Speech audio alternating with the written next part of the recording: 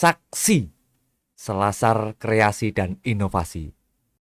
Assalamualaikum warahmatullahi wabarakatuh. Selamat siang dan salam sejahtera untuk kita semua.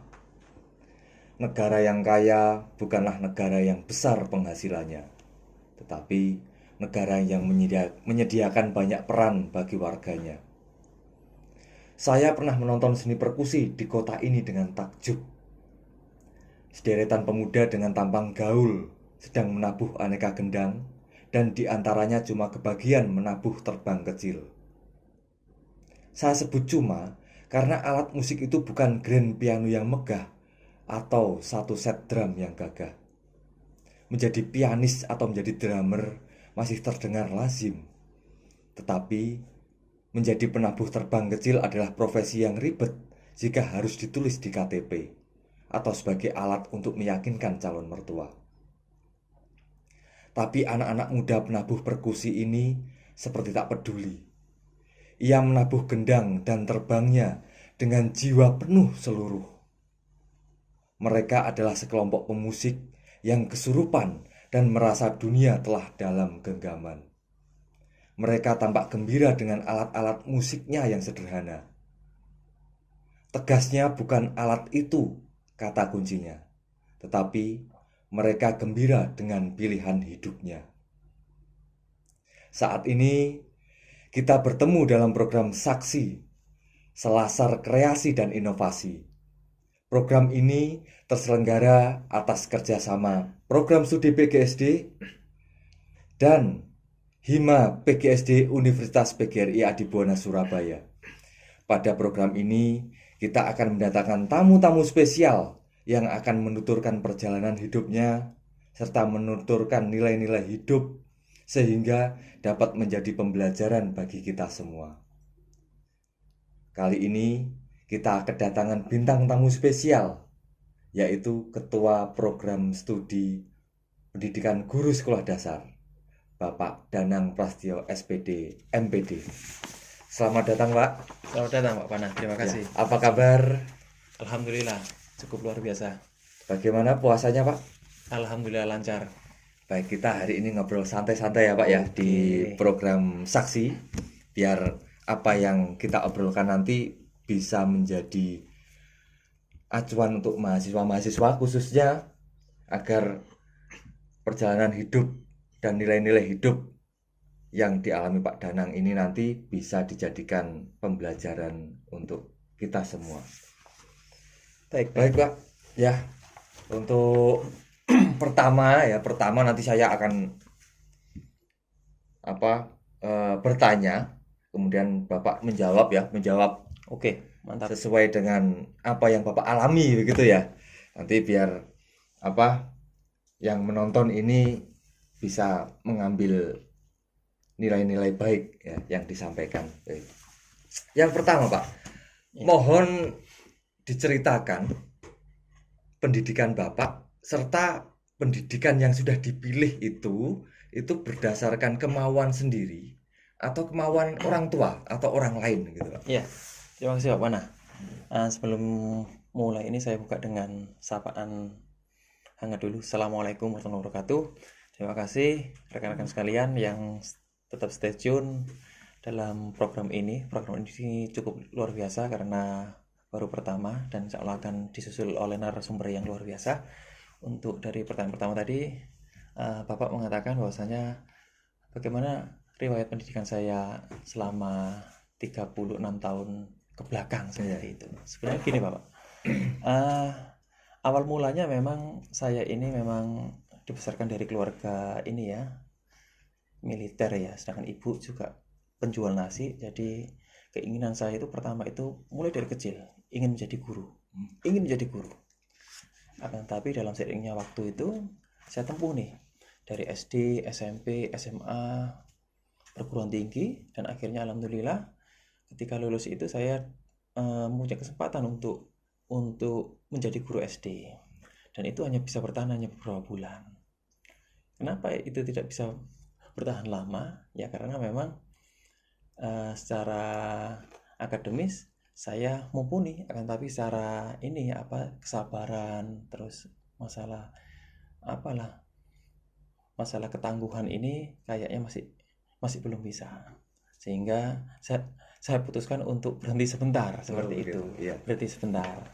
Tapi dengan berhentinya itu saya sadar nih bahwasanya saya harus menapaki jenjang pendidikan yang lebih tinggi lagi, sehingga saya mengambil S2 dan saya sekarang mencoba untuk sekolah di S3. Baik Pak, untuk S1 saja. Saya mulai dari S1 Pak Danang. Oke. S1-nya kan IPS ya. Iya, Ya, IPS. pendidikan IPS. Nah, itu pilihan IPS itu kemauan sendiri atau saran dari teman atau bagaimana Pak? Iya. Iya Pak Wana. IPS itu memang pilihan sendiri ya. Iya. Karena dilihat dari keluarga saya juga kebanyakan IPA semua. Saya nomor 6, jadi alangkah lebih indahnya kalau di keluarga itu ketika kuliah itu ya berwarna. Ada yang IPA, ada yang IPS, ada yang bahasa Indonesia. Sehingga saya memang menekuni IPS dan alhamdulillah sekarang ini memang saya concern untuk mempelajari IPS sendiri. Seperti itu. Kemudian setelah lulus S1 itu kan ngajar di SD tadi ya. Ngajar di SD. Oh, berarti ada apa? Setelah mengajar di SD ada inisiatif untuk melanjutkan S2, mengambil PGSD. Begitu ceritanya. Baik, kemudian setelah itu kan Bapak pasti mendaftar di perguruan tinggi. Ya, perguruan tinggi untuk menjadi dosen begitu ya. Saya langsung saja di Unipa gitu ya, Universitas Pegirian di Bona, Surabaya. Bagaimana awal masuk di PGSD Unipa, kemudian bagaimana adaptasinya baik dengan teman sejawat maupun kali pertama mengajar di Adibuana? Iya, ini memang pengalaman yang yang cukup spesial bagi saya karena saya daftar di sini, datang di sini itu memang pertama memang semangatnya untuk mengabdikan diri lah sebagai pendidik. Karena dari awal pertama sudah gagal di guru SD, maka saya harus bisa berjuang untuk bisa mengajar perguruan tinggi. Itu pertama hal yang paling sangat sulit yang saya hadapi pertama ketika menyesuaikan dengan teman-teman dosen PGSD. Karena sebelum saya di kampus ini, di kampus yang cukup besar ini, saya punya pengalaman di dunia jurnalistik. Jadi di dunia media itu memang kita bekerja itu terkadang ya mohon maaf ya, istilahnya secara etika itu terkadang kita lewati. Sedangkan secara kesopanan juga terkadang kita ya nomor berapakan. Tapi ketika masuk di sini ya mau tidak mau saya harus belajar nih bagaimana bisa menghormati orang itu dengan cara yang benar, bagaimana bisa bertutur kata dengan benar seperti itu. Dan alhamdulillah jalannya waktu dan berkat ini bimbingan senior ini saya bisa menjadi seperti ini. Itu Pak Wana. Iya, itu ya. Baik, kemudian motivasi semangat kan cita-cita tadi sejak kecil kan sudah jadi pendidik ya Pak Danang ya, guru. Iya. Dosen juga sama ya jadi pendidik. Nah, pasti dalam perjalanan pendidikan Pak Danang menempuh pendidikan kemudian sekarang jadi pendidik pasti ada semangat motivasi. Lah motivasinya apa Pak Danang menjadi pendidik itu? Iya. Motivasi awal itu memang mulai dari SD sampai sekarang ini. Pertama, mengapa saya harus menjadi pendidik? Satu, jawabannya karena ketika saya menjadi pendidik itu maka nasihat-nasihat, nilai-nilai kebaikan yang akan saya berikan kepada peserta didik itu akan mudah diterima. Berbeda kalau saya ini posisinya tidak menjadi pendidik atau menjadi seorang guru atau dosen, itu akan lebih sulit. Jadi saya di sini senang sekali karena memang dari kecil itu suka menasihati Pak Panas. Iya. Jadi itu berimbas sampai sekarang. Sampai sekarang gitu ya. Iya. Baik Pak Danang. Berarti menjadi pendidik itu tidak hanya di kampus berarti ya. Iya, benar. Ya bagi Pak Danang kan menjadi pendidik itu tidak di kampus, tidak hanya di perguruan tinggi, tidak hanya di sekolah. Jadi dimanapun berada, di lingkungan masyarakat, kemudian di lingkungan keluarga, tetap menjadi pendidik. Karena pendidik itu adalah ruh, begitu ya Pak Danang ya. Benar. Ruhnya itu adalah pendidik ya, bukan pengajar begitu ya. Nah, kemudian sekarang Bapak menjadi nahkoda PGSD ya, menjadi nahkoda program studi PGSD dan tentu mempunyai rencana, Pak. Rencana bisa jangka pendek, bisa jangka panjang untuk mengembangkan prodi ini agar semakin baik gitu. Rencana apa saja Pak yang sudah disusun? Rencana yang akan kita garap ke depan itu yang problem besar adalah kita akan mengembangkan sayap untuk membuka S2 Pak Wana. S2 PGSD. Karena Karena kita ini sudah mantap di S1, akreditasinya A, lulusannya banyak, sayang kalau tidak ditampung di S2 PGSD Unipa Surabaya. Jadi saya berharap teman-teman dosen yang lagi menempuh S3 ini segera untuk meluluskan, sehingga nanti kita bisa mempunyai peluang untuk membuka S2 dengan cepat. Dan itu akan memberikan nilai jual tinggi bagi Unipa Surabaya, di mana S2 PGSD di Jawa Timur yang berbasis swasta belum ada. Jadi kita mengawali menjadi pionir pertama di kampus swasta di Jawa Timur. Seperti itu, Pak. Rencana yang lain, Pak, untuk S1, kalau untuk S1 ini? S1 ini rencana kita akan mencoba bekerja sama dengan kampus-kampus yang lain. Karena apa?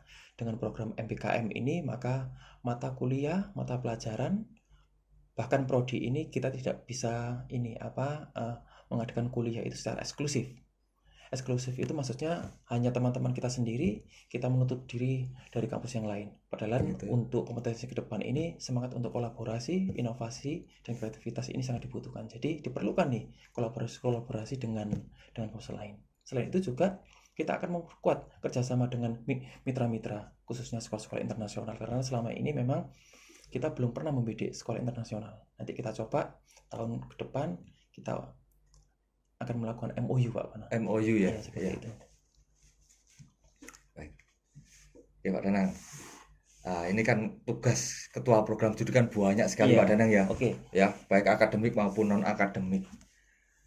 Saya ingin menanyakan satu dari tugas itu saja. Iya. Nah, salah satu tugas ketua program studi kan memimpin anak buah, gitu ya. Benar. Setiap orang kan punya strategi, Pak. Strategi agar orang-orang yang ada di ruang lingkupnya ini bisa bersinergi dengan baik, bisa bekerja sama dengan baik. Nah, strategi apa yang Bapak? Terima kasih, Pak Ona. Memang saya itu punya strategi khusus, dan itu memang akan saya terapkan sampai saya besok tua lah, bahkan sampai sebelum meninggal seperti itu. Saya tidak mungkin akan merubah seseorang kalau saya sendiri tidak baik. Jadi saya akan membawa nahkoda ini, kapal besar ini, dengan cara keteladanan. Kalau saya disiplin, pasti yang lainnya pasti disiplin. Jadi tidak mungkin kalau saya mengajak dosen-dosen, mahasiswa disiplin, saya sendiri tidak disiplin. Saya tidak mungkin mengajak teman-teman untuk bekerja keras kalau kapolda sendiri malas-malasan. Jadi keteladanan ini yang menjadi senjata saya untuk bisa merubah perilaku teman-teman kita di sekitar kita, seperti itu. Baik. Jadi intinya, sebelum mengubah orang lain harus mengubah diri kita sendiri. Nah, itu pesan dari Pak Danang untuk kita semua gitu. Kemudian Pak, tadi kan Bapak menyinggung mengubah mahasiswa begitu ya. Kan pasti ada ya di mana-mana itu ada mahasiswa nakal, ada mahasiswa rajin gitu ya. Ada mahasiswa yang mohon maaf kurang pintar begitu ya. Lah bagaimana Bapak menyikapi itu? Khususnya yang nakal gitu ya. Yang nakal. Terima kasih, Pak Wana. Ini pertanyaan yang cukup luar biasa ya. Kalau saya pribadi itu mahasiswa nakal itu lumrah kalau dalam kampus, karena kampus ini merupakan tempatnya untuk pembinaan. Jadi usaha saya sih kalau mahasiswa nakal dalam kampus kita maklumi, yang penting nakalnya ini tidak kelewatan. Kalau nakal-nakalnya yang memang bersifat hukum atau asusila memang tidak ada kata ampun. Tapi kalau nakal-nakal kalau malas apa-apa itu masih ditolerir. Karena apa? Saya harapan nakal-nakalnya teman-teman mahasiswa ini akan selesai di dalam kampus ini. Dan ini memang tugas berat para dosen untuk bisa memperbaiki moralnya mahasiswa. Memang tidak semua nakal, tapi hanya beberapa saja. Ya, yang berapa saja ini yang merupakan tugas berat kita. Jadi ke depan dengan harapan setelah lulus dari Unipa Surabaya PGSD ini diharapkan kenakalan itu sudah tuntas, dan di luar itu bisa membawa nama alma mater yang cukup luar biasa. Baik, diamini yang nakal-nakal ya, yang nakal-nakal itu. Tapi yang tidak nakal-nakal juga harus mengamini juga begitu. Jadi nakal boleh ya, dengan catatan sembuh itu. Intinya di situ. Benar. Setelah lulus dari PGSD Unipa Surabaya, Anda mengajar, Anda sudah tidak nakal lagi karena Anda sudah menjadi pendidik. Gitu. Ya. Nah, begini Pak, ini kembali lagi ke program studi kita, program studi PGSD, kan akreditasinya kita A ya Pak ya. A itu yang menjadi daya tersendiri ya, daya kuat, daya tersendiri. Bagaimana upaya program studi PGSD ini untuk mempertahankan akreditasi A, Pak?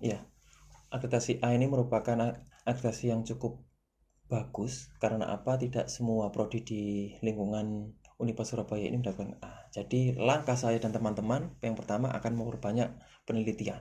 Penelitian itu nanti akan kita perbanyak. Tidak hanya penelitian para dosen saja, kolaborasi Pak Pana. Jadi kolaborasi antara mahasiswa, dosen itu juga sangat diperlukan. Tidak hanya penelitian, pengabdian juga sama. Kita akan juga melakukan kolaborasi. Jadi saya berharap dengan kolaborasi penelitian ini dapat memberikan nilai besar bagi peningkatan akreditasi kita ke depan. Ya minimal kita harus sama. Kalau bisa unggul. Makanya untuk unggul ini ada beberapa tips dan trik bagaimana kita harus bisa mencapai seperti itu. Salah satunya adalah nanti kita memacu para dosen untuk memperbanyak jurnal Scopus seperti itu. Baik Kak Danang, tadi kan Pak Danang sudah panjang lebar ya. Bagaimana agar akreditasi kita ini bertahan ya, bertahan. Benar Pak Wana. Kemudian kan pasti ada upaya untuk mempertahankan kualitas, ya, tidak hanya untuk akreditasi sebenarnya, benar. tapi untuk kualitas agar program studi kita ini memang layak, ya, layak untuk anak-anak itu belajar di sini, begitu.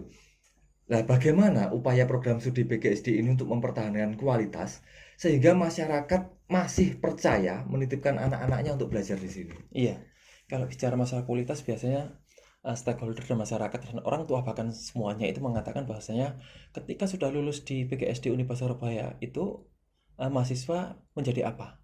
Itu yang penting. Karena kalau saya pribadi itu tidak pernah mempersalahkan outputnya seperti apa, akan tapi outcome yang lebih penting. Outcome itu apa? Bagaimana ketika peserta didik atau mahasiswa itu sudah lulus, maka dia diterima di lapangan pekerjaan, dia terserap.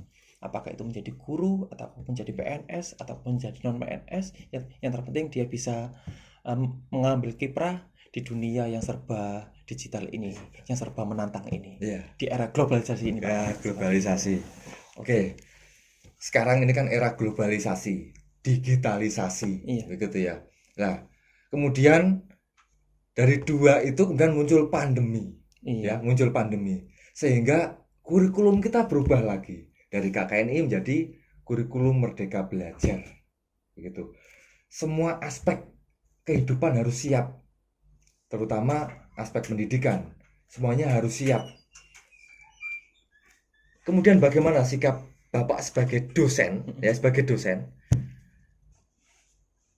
mengenai perubahan kurikulum yang tidak pernah terduga ini? Iya, memang perubahan kurikulum ini merupakan perubahan yang cukup yang cukup mengagetkan bagi saya sebagai Kaprodi dan teman-teman sebagai pendidik di perguruan tinggi. Karena apa? Kurikulum yang lama ini sejatinya dinilai oleh pemerintah ini kurang produktif untuk menghasilkan lulusan itu yang siap kerja. Jadi perubahan kurikulum ini diharapkan menjadi semangat spirit bagi prodi PGSD untuk bisa berubah. Contohnya seperti ini Pak Pana. Kalau kita berbicara masalah kurikulum MBKM ini, kalau kurikulum yang lama itu kan hanya lulusan S1 PGSD ini arahnya pasti akan menjadi guru. Tapi di kurikulum MBKM ini nanti banyak pilihan, bisa menjadi guru, bisa menjadi model, bisa menjadi entrepreneur seperti bisa menjadi pengusaha yang lain lah seperti itu. Jadi diharapkan dengan perubahan kurikulum ini dapat memberikan warna baru terhadap lulusan kita ke depan. Karena bagaimanapun kita tidak bisa dengan semangat harus menjadi guru ini, ya karena kan akan repot seperti itu. Menjadi guru baik, akan tapi seandainya kalau lulusan ini tidak ingin menjadi guru, maka sebagai program studi harus menyiapkan ada beberapa kurikulum mata kuliah ini yang memang berbasisnya tidak hanya fokus pada guru. Iya. Contohnya ada mata kuliah kewirausahaan, ada mata kuliah seni tari, ada kuliah pendidikan global, ada mata kuliah apalagi yang paling sekarang ini teknologi informasi komunikasi. Jadi nanti para lulusan ini nanti diharapkan mempunyai skill dan kemampuan tambahan sehingga ketika dia bekerja ini pilihannya akan banyak, tidak harus menjadi pendidik atau guru, bisa menjadi yang lainnya. Seperti itu Pak Pana. Baik, perubahan itu kan keniscayaan ya, itu kata Pak Kaprodi tadi seperti itu, keniscayaan. Kita harus benar-benar mempersiapkan diri kita untuk melebur di perubahan itu, agar kita tidak ketinggalan, agar kita tidak tidak gagal dalam menjalani kehidupan ini dan sebagainya. Kemudian untuk kurikulum Merdeka Belajar ini itu kan membuka banyak kesempatan kepada mahasiswa untuk belajar lebih banyak. Kemudian nanti ketika mereka lulus, mereka tidak hanya bisa menjadi guru saja, tetapi juga bisa menjadi yang lain, begitu. Tetapi saran saya sebagai host, karena saya host yang baik, kalau Anda sudah masuk di program studi pendidikan, Anda juga harus menjadi guru kelak. Guru kan bisa bekerja dengan yang lain juga. Guru usahawan, gitu ya. Guru seniman, begitu, dan lain-lain sebagainya. Menjadi guru ini sangat penting sekali, ya. Menjadi guru ini sangat penting sekali karena hadiahnya bukan hanya duniawi saja, tetapi juga ukhrawi. Gitu ya Pak Kaprodi ya. Iya, benar. Jadi Benar, guru ini benar. penting sekali ya. Benar. Dengan catatan guru yang benar-benar guru yang serius, begitu ya. Bukan guru yang main-main. Apalagi ketika seorang guru ini dibuang di pulau terpencil, begitu ya. Oh, ini luar biasa sekali.